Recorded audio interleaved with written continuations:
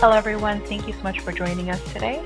Today we're going to cover a tutorial on how to create an account on the Airtechniques portal. The first step is to go to our website, which is www.airtechniques.com. Once on the page, we're going to look for the silhouette, or we're going to click on the silhouette. This will bring you to another page where on the left-hand side you should see an orange button that says Enter AT Portal.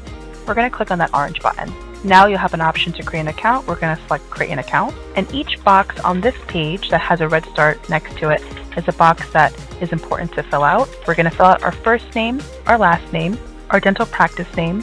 It's very important to be aware that your practice name may populate the address already, and just make sure the address does fit the practice name. If it doesn't, then you'll have the option to hand write out your address, street address, city, state, and zip code.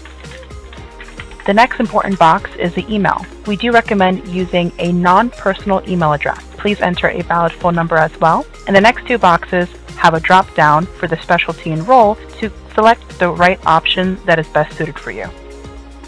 After making your selection, the next box is the operatory count, which is the number of chairs in your dental office. In this example, we're putting 6.